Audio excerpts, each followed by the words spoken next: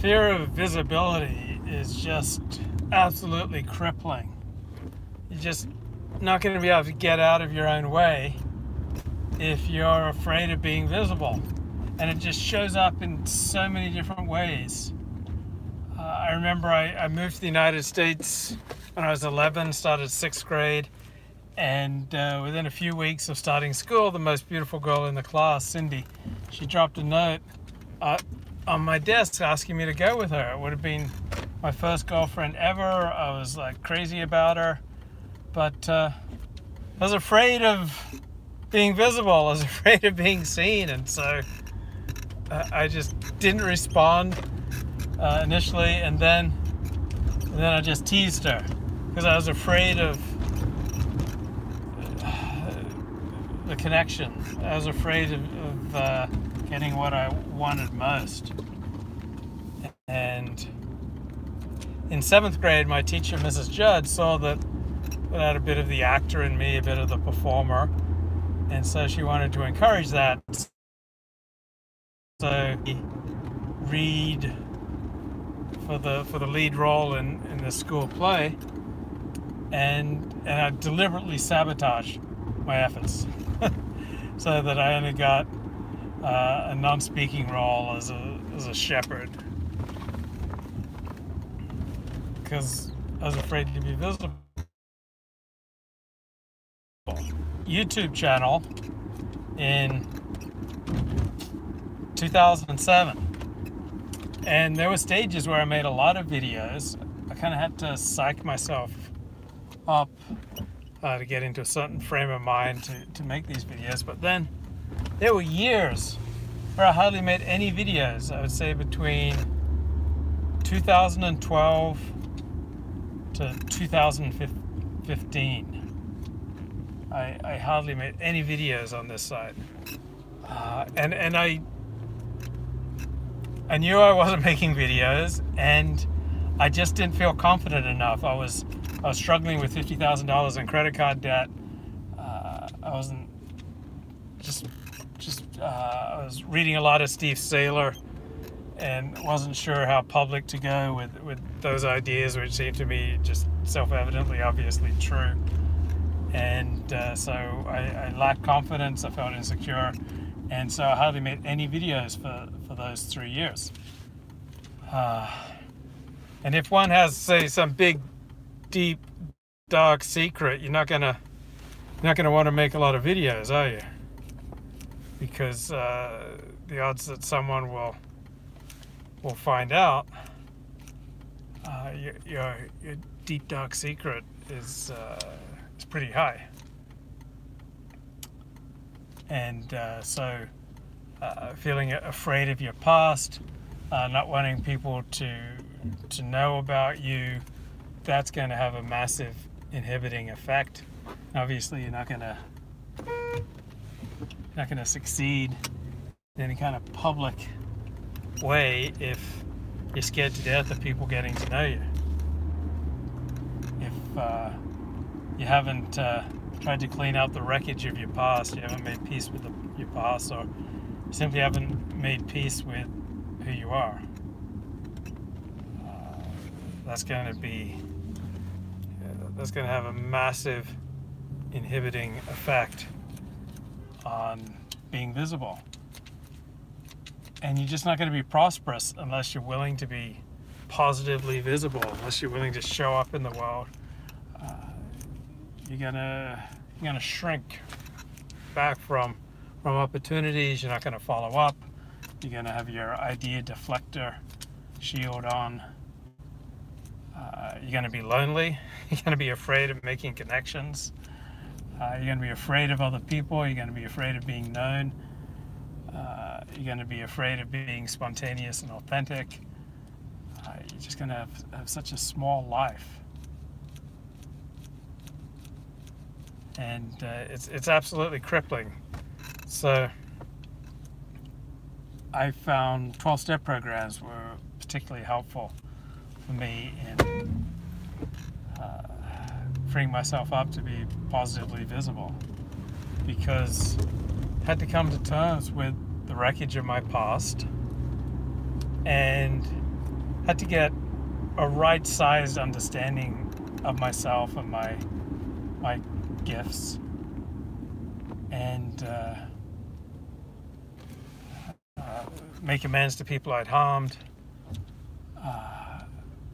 get right with God, get right with other people, try to connect myself into a desire to live a life of service to other people,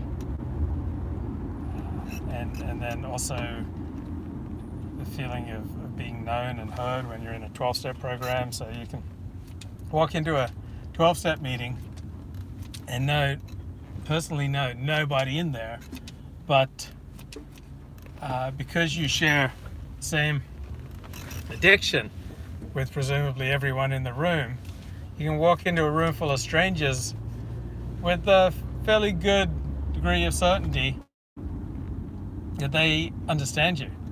While perhaps your family may have known you your whole life, and you may have friends who've known you for decades, but if they don't share your particular emotional addictions, they're not going to understand you as well as these complete strangers in a 12-step room. And so the sense of being understood, being able to share your story, being able to empathize with other people's story, that is going to have a calming effect on your nervous system, likely inspire you to want to connect more with other people, want to be more visible in a positive way. And for life until the last few years, I would frequently struggle with this sense that I was just irredeemably rotten to the core. And so as long as I had that coming up in my psyche, obviously I wasn't going to want to be very visible.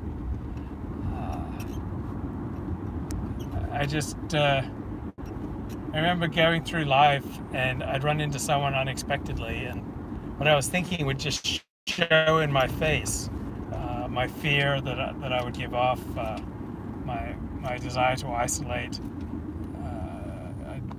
at times, not 100% of the time. I've had many happy social occasions in my life. It wasn't just a life of misery and isolation, but at times, like the desire to isolate, to hide, to feel guilty, to be afraid to be known, to be afraid to be authentic, to afraid to be positively visible would just rear up, and it just kind of choke my life down, just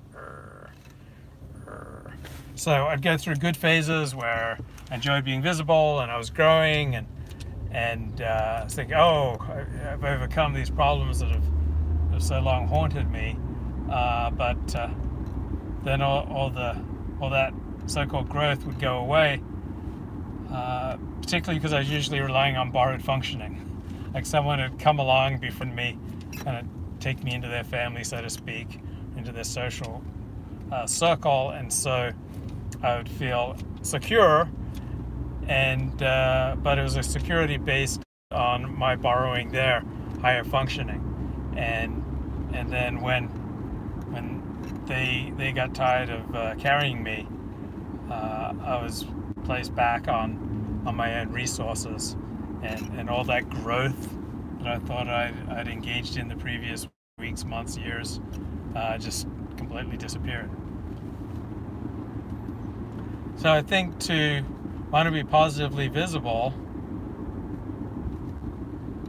you have to come to peace with your life and to have cleaned out the wreckage of your past, so that you don't hate yourself. I had a lot of parts of my life where I was just filled with so much self-hatred, or it would just rear itself unexpectedly when there was an opportunity for me to be more visible, more connected to other people, and it was just absolutely crippling.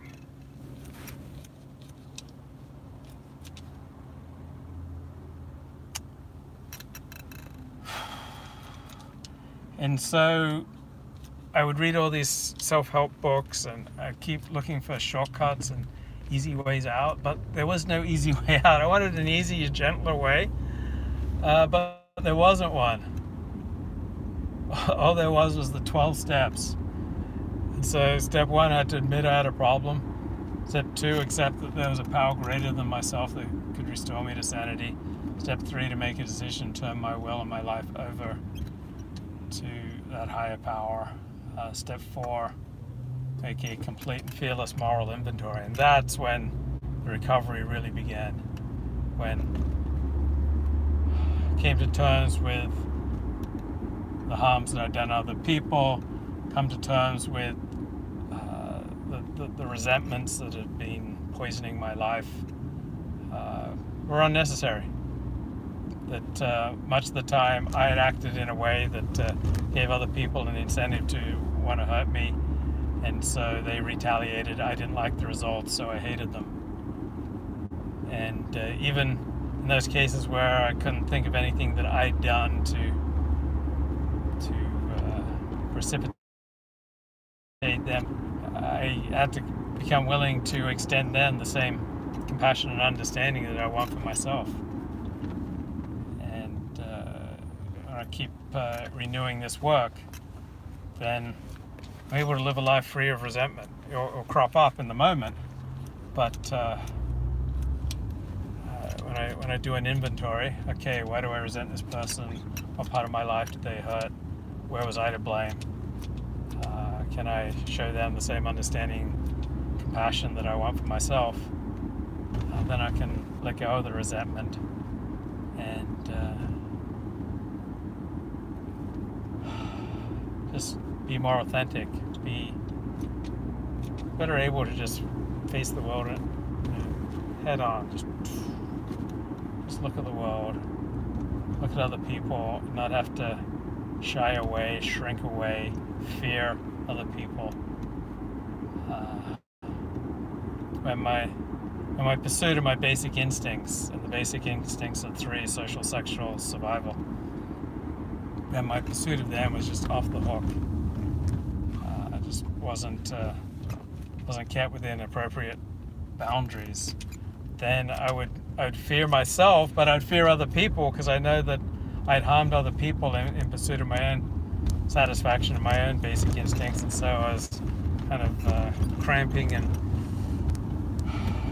crouching and just kind of waiting for other people to retaliate. And that is not a mode where you're going to want to be positively visible. You're not going to flourish in that kind of crouching defensive mode. So I had to find a way of life that would enable me to get along with other people as well as possible. And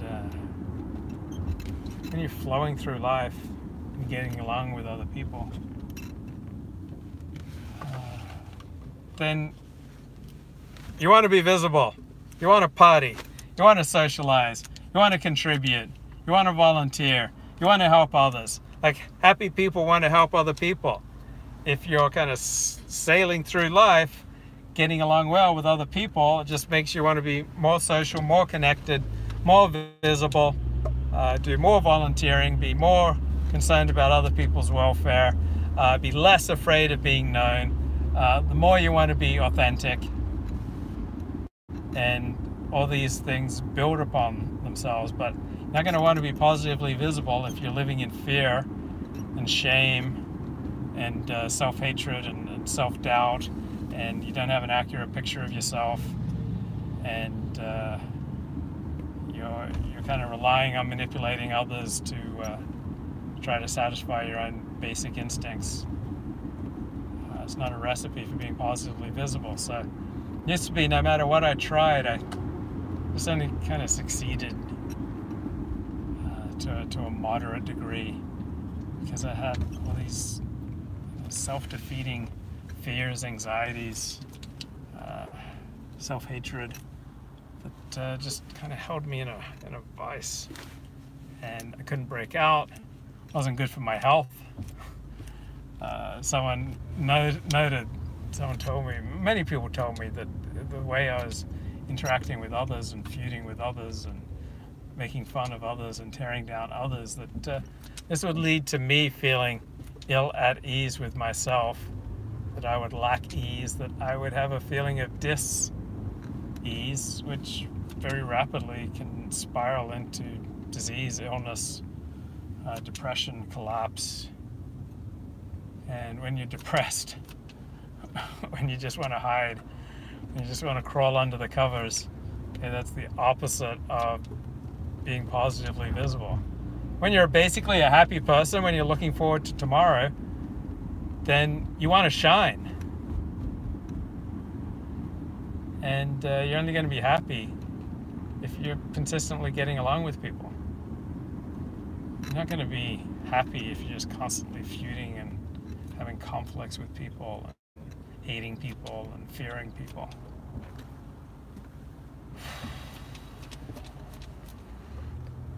So this fear of visibility, it shows up in so many ways. It's you don't want to move ahead at work, you don't want to take on higher position, more responsibility, because you're afraid of being positively visible. You don't make as many friends, you're afraid to talk to girls, you're less likely to get a girlfriend, obviously. You're less likely to move towards your dreams, because almost everything that you dream of, everything that you want, it's going to only come to you through other people. And so creating easy, convivial relationships with other people are essential to a life of happiness and positive visibility and service and meaning. So I still struggle with this. There's still times I don't want to be visible. There's still times when I've been set up and I just didn't want to get to know the girl. I just didn't feel strong enough. Times that I've shrunk from opportunity, from following up, from making new friends, deepening friendships I have. So I just like to check in and notice: am I willing to be visible, positively visible? Am I willing to be my best self, my most authentic, finest self? Do I have a desire to connect with other people honestly, openly, in a sustainable way?